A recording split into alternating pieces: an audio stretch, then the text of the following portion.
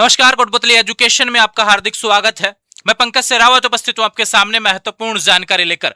बड़ी अपडेट सामने आ रही है यहां पर उत्तर मैट्रिक छात्रवृत्ति को लेकर। जी हां, राजस्थान में छात्रवृत्ति योजनाओं की बात करें तो यहां पर सीएम स्कॉलरशिप और उत्तर मैट्रिक छात्रवृत्ति योजना, जिसे समाज कल्याण के नाम से जाना जाता है।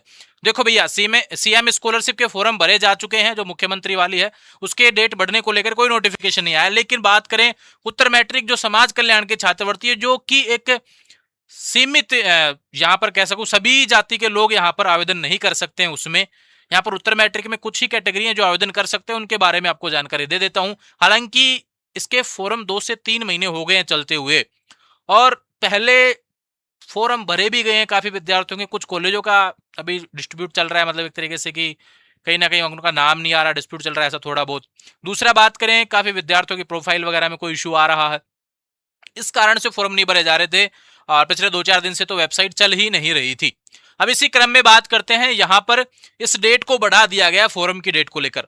ठीक है, नोटिफिकेशन की तरफ चलते हैं। ऑफिशियल जो अपडेट आ रही है फॉर्म डेट बढ़ने को लेकर, ये रही भैया उत्तर मैट्रिक छात्रवृत्ति, जिसके बारे में जिक्र किया गया है विद्यार्थियों के लिए। यहां पर देखो भैया, लास्ट डेट है 30 अप्रैल 2026। इस डेट तक आपको यहां पर फॉर्म भरना है, गलती नहीं करनी है। जितनी देरी करेंगे मान के चलिए भैया, वेबसाइट उतनी हैंग होती चली जाएगी और फिर फॉर्म नहीं भरा जाएगा। ठीक है, उत्तर मैट्रिक छात्रवृत्ति का फॉर्म कौन कौन भर सकता है मैं बता देता हूं। यूजी यानी बीए बीएससी बीकॉम आप कर रहे हैं तो भी कर सकते हैं। पीजी अगर आप नर्सिंग कर रहे हैं तो भी कर सकते हैं। एमए एमएससी एमकॉम कर रहे हैं तो भी कर सकते हैं।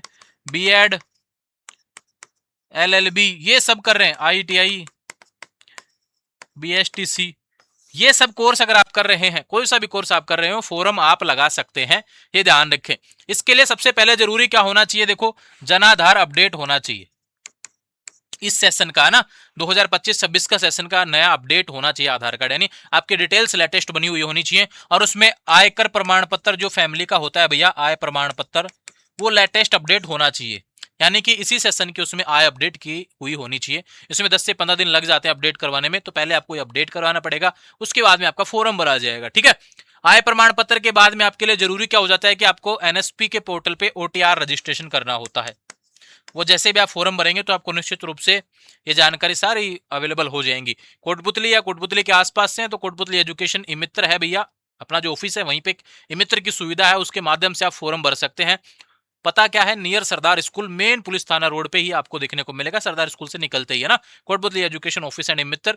आराम से आप देख के अपना फॉर्म वहां से भरवा सकते हैं अगर आप उत्तर मैट्रिक छात्रवृत्ति के फॉर्म भरना चाहते हैं तो। अब एक चीज आपको बता देता हूं कि सभी जाति के विद्यार्थी इसमें आवेदन नहीं कर सकते हैं। ठीक है, इसमें आएगा कौन सा भैया, एससी के जितने भी अभी कर सकते हैं, एसटी। ठीक है भैया, ओबीसी में क्या आएगा, या तो बीपीएल होने चाहिए, ठीक है, या फिर कुछ क्राइटेरिया होते हैं कि विधवा या फिर विधवा के पुत्र, अंत्योदय परिवार वाले, बीपीएल वाले, इस तरीके से ऐसा क्राइटेरिया बाकी के लिए देखने को मिलता है ओबीसी के अंदर ही। ठीक है, तो ये जो डाटा मैंने आपको दिया है ये लोग आवेदन कर सकते हैं। एक ईडब्ल्यूएस वाले भी इसमें आवेदन कर सकते हैं, ऐसा उसमें लिखा हुआ है, आर्थिक पिछड़ा वर्ग ऐसा लिखा हुआ है उसमें, तो बिल्कुल आवेदन कर सकते हैं, एक बार चेक कर लेंगे। ठीक है, तो ये अपडेट है भैया यहाँ पर उत्तर मैट्रिक छात्रवृत्ति को लेकर। अगर आपने अभी तक फॉर्म नहीं भरा है, भर दीजिए, समय रहते फॉर्म भरना है। देखो जिस भी क्लास का फॉर्म, देखो डॉक्यूमेंट्स को लेकर मैं चर्चा कर लेता हूँ। काफी विद्यार्थी कहते हैं कि डॉक्यूमेंट्स के बारे में भी जिक्र किया करो।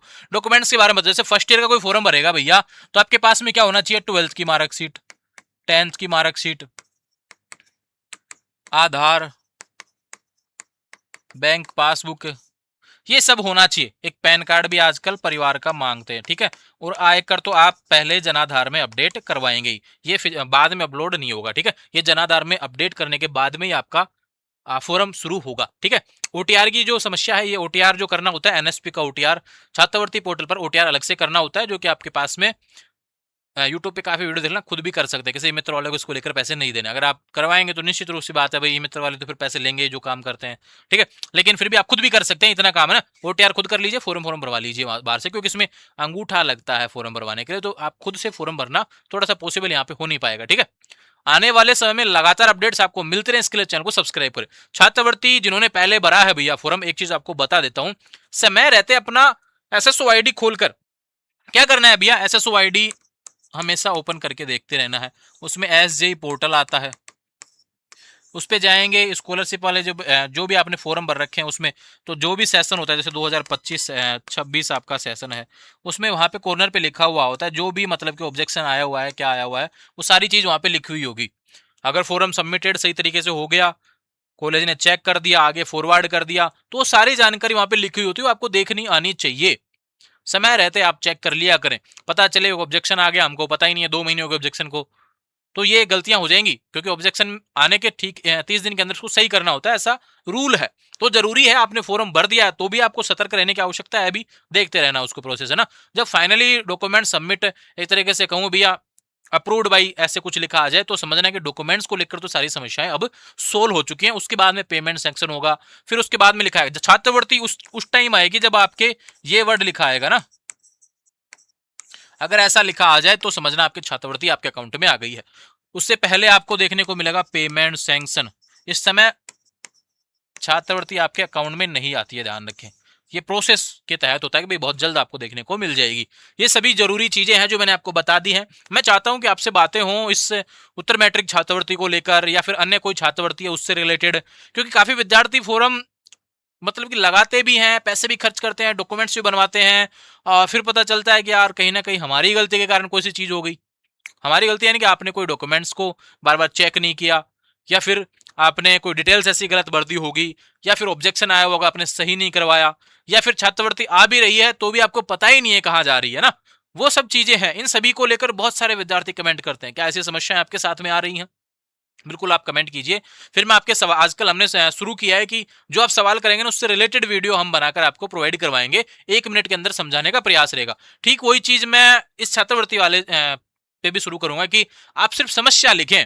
मेरा प्रयास रहेगा कि उस समस्या का पहले समाधान ढूंढूं, मैं खुद भी प्रयास करूं कि भाई क्या समस्या चल रही है, इससे रिलेटेड क्या बातें हम, क्या सोल्यूशन आपको दे सकते हैं। पूछेंगे, खुद को आएगा तो हम बता देंगे, नहीं आएगा तो डिपार्टमेंट से पूछ के आपको बता देंगे ये चीज आप कीजिए तो आपकी छात्रवृत्ति आपको मिल जाएगी, चाहे किसी भी छात्रवृत्ति से रिलेटेड हो।